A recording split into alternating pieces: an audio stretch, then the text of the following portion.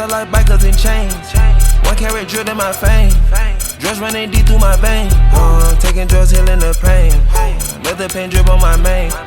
Let the pain drip me in weight. I got more woods than a slave. Safety deposits they chase. Swap the rap on the bitch, got it matic. They died and didn't think it would happen. Thank God that he blessed me with talent. My new bitch I got should have been in the pageant. She sexy and so charismatic. Are you ready? 1, 2, 3. Hey you guys, in today's Progressive Red Table Talk, we will be discussing unpacking white privilege and prejudice. So the first thing is, what is prejudice to you guys? Or what is privilege? Privilege to me is when one person has more, like, how you say it? Advantages than the other person. So what do you mean by advantage? Like it could be money-wise, relationship-wise, family-wise, school-wise, really anything. So are white people the only people that have privilege? No. Nah. I think everybody has privilege. You just have to identify what is your type of privilege. There we go. So what is white privilege to you? I feel like white privilege can be, just them having an advantage to like better resources, them being able to be, okay, so here's an example that I have. So if it's a white person and a black person and they're involved into an altercation, and so you have a third party come in, and that third party automatically believes them because they're privileged. They believe them before that they believe the black person. I think that is what you can use as an identification of white privilege.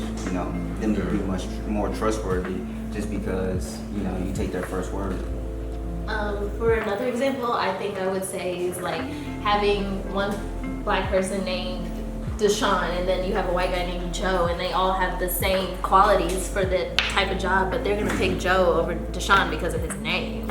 So I feel like that's another way of white privilege.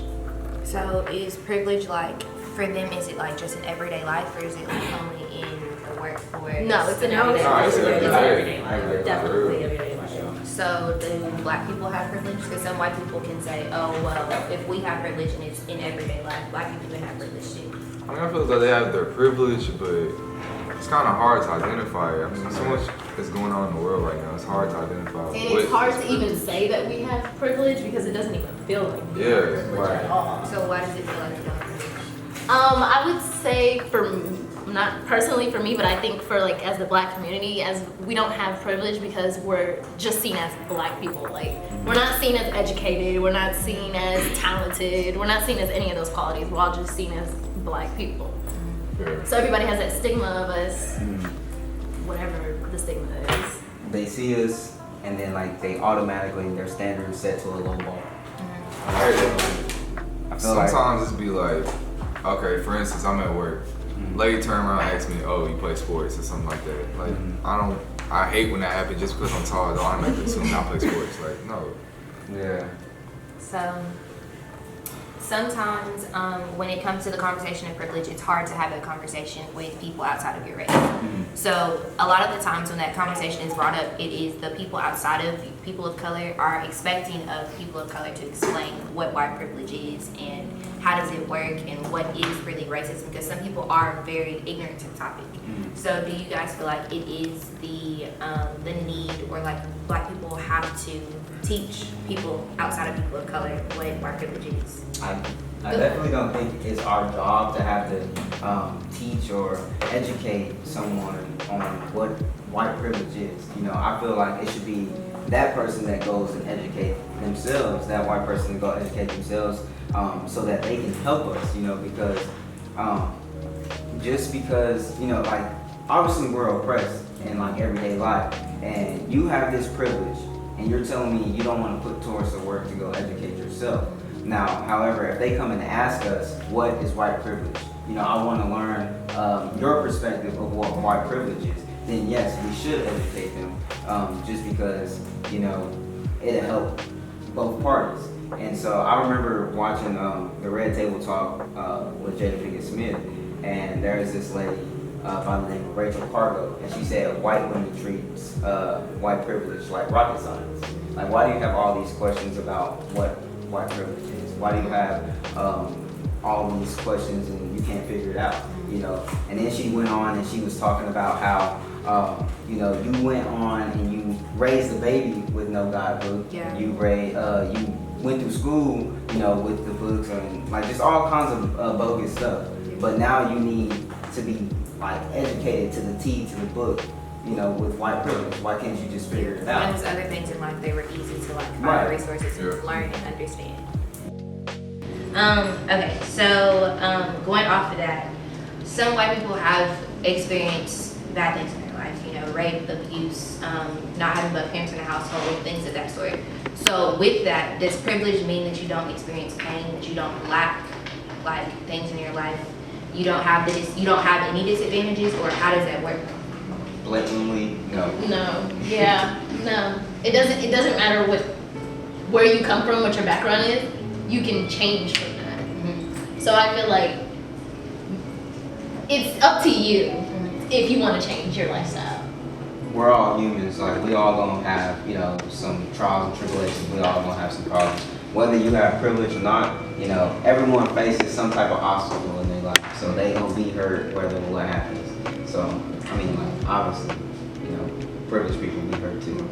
Sorry. I feel like no, because like as Chris said, we're all human. We're all the same. Like, this is a color. On the inside, we're all the same. We're all gonna go through something. Something is gonna make us like who we are. It's up to you if you want to change it. For me, it's like you can experience all those things in your household. You can experience all those things in your life, but I promise you, the minute you walk out the door, you still have white privilege. Like, it doesn't matter. The minute you walk out of all of that situation, you will still have white privilege. People will still look at you for jobs over anybody else. If you get in, like you said, the conflicts with the police, more people are going to look like, oh, they're not guilty of what they did just because of the color of your skin. So it's like you can try not to have white privilege, but at the end of the day, it's just something that's there. Like, regardless, you're going to have it, whether you want it or not. Like, you just have it. And so it's like you might as well take advantage of it. And with that, it's like the question is, how do white people use their privilege to help us? Like, if someone was like, okay, how do I use my white privilege to help you? What are you going to tell them? I would let them know, advocate. Just keep on advocating. A big one, okay, that I wanted to talk about earlier was like, we don't know what's going on behind those closed doors with, you know, y'all family or, you know, the other white people that y'all surrounded by. So check them.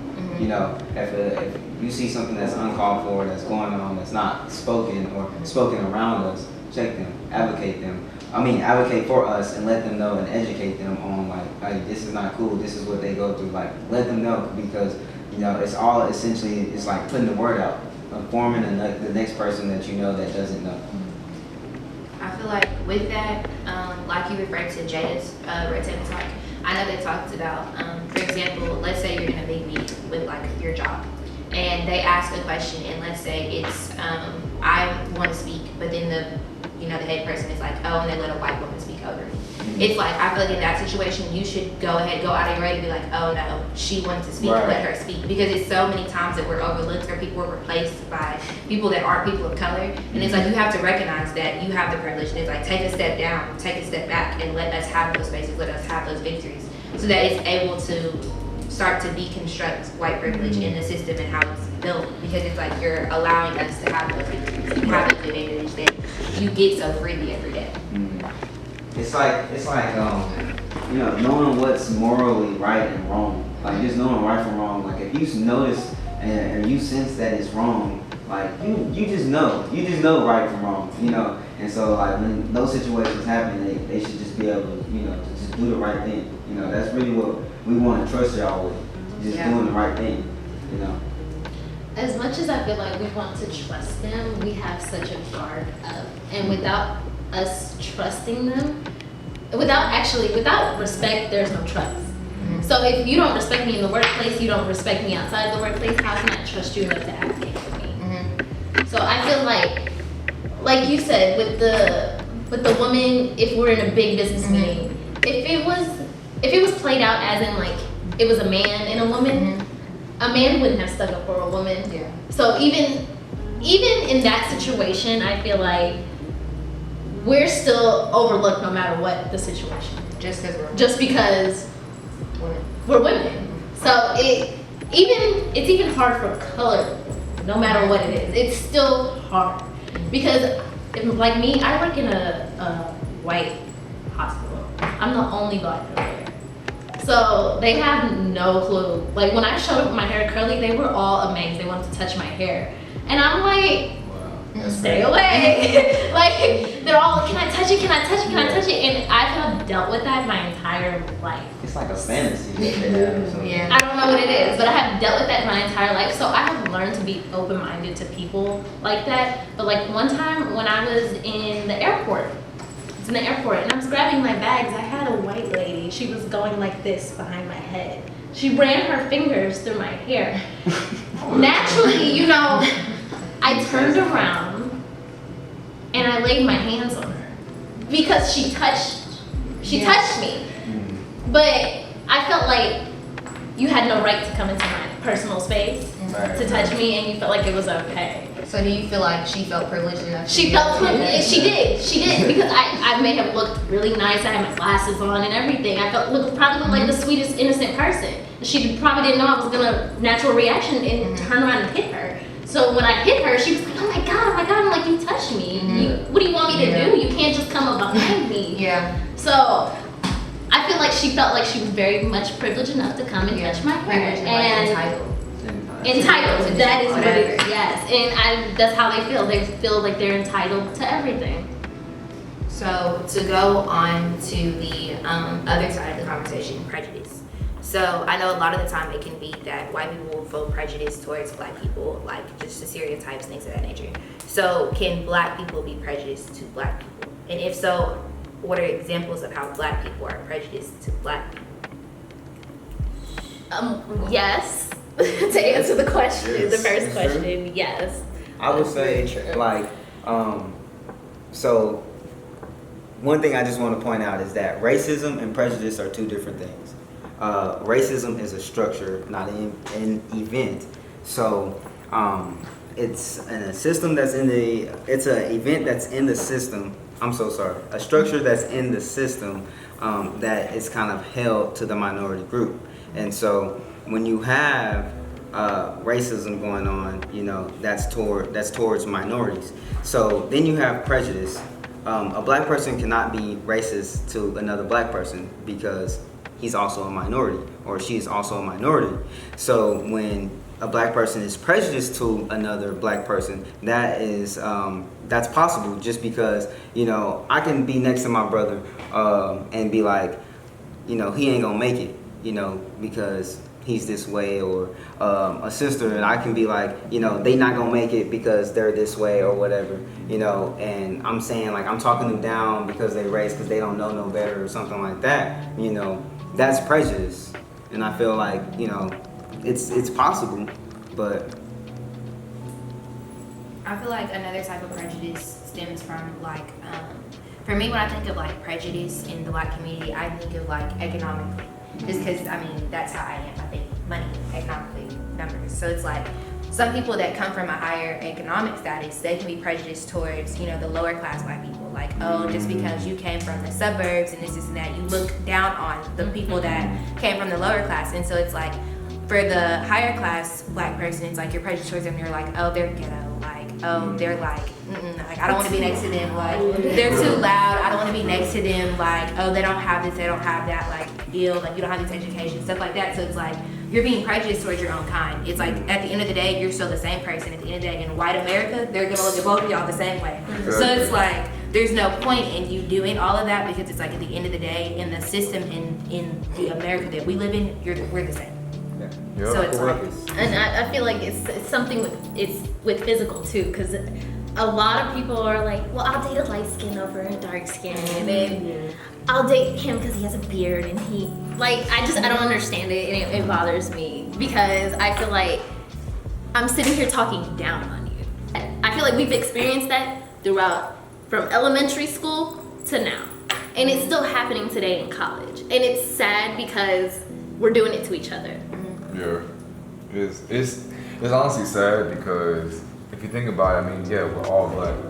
It doesn't make any sense that the fact that, for instance, for example, my mom, she's mixed. It's an example that a black woman would talk down to my mom just because she's not all the way black.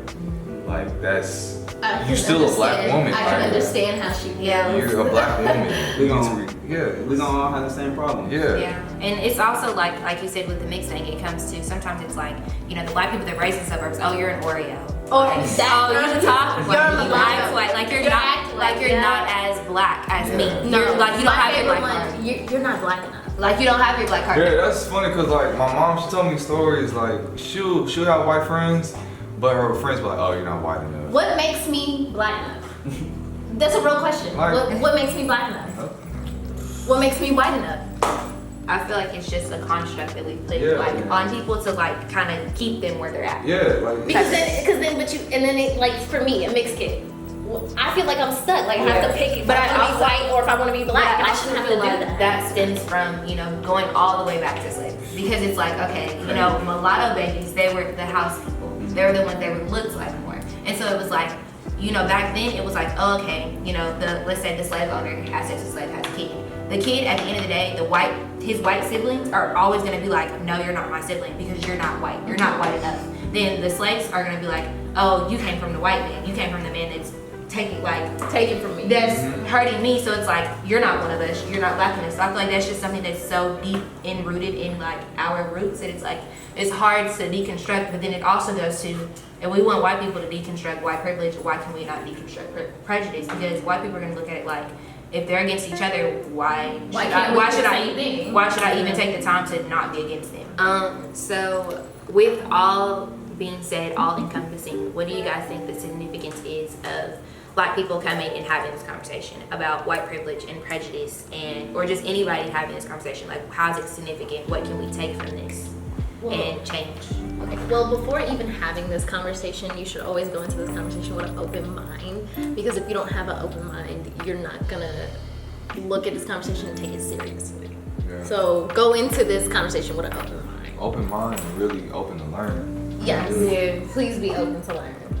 I like how you said open to learn, because sometimes I feel like us as black people, when we talk about white privilege or like prejudice, we feel like we're all knowing, and we're really not. Like, you can still learn from the other side of the coin. Like, I can still learn from a white person about white privilege and prejudice because I can see it from a view that's outside of my own. I can see it from, like you said, behind those closed doors about like what they do at home and like how the system is created. I can see the system from the person that created the system. Yeah. I can see it from their point of view. So they can give me points of, oh, like, sometimes, you know, you might do this and that might be why people are taking it this way. But for me, it's like, oh, I don't see it that way type of thing. Right.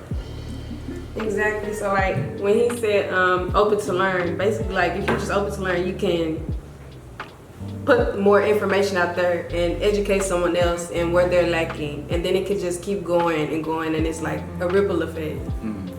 I feel like as far as prejudice too, I feel like from this conversation we can kind of understand and see like the constructs we have put inside the black community ourselves, and kind of like change. Like, you know, sometimes you can see a light skin here, like, oh, like she's light skinned, he's like, they're always gonna want her over me. But it's like, if you break that mindset out of your head, it kind of doesn't exist. At least for you, it doesn't exist because you're not participating in it. You're not going and you know, going into the construct in the system and stuff like that. So it's like you're not actively participating in it if you kind of break down those ideals.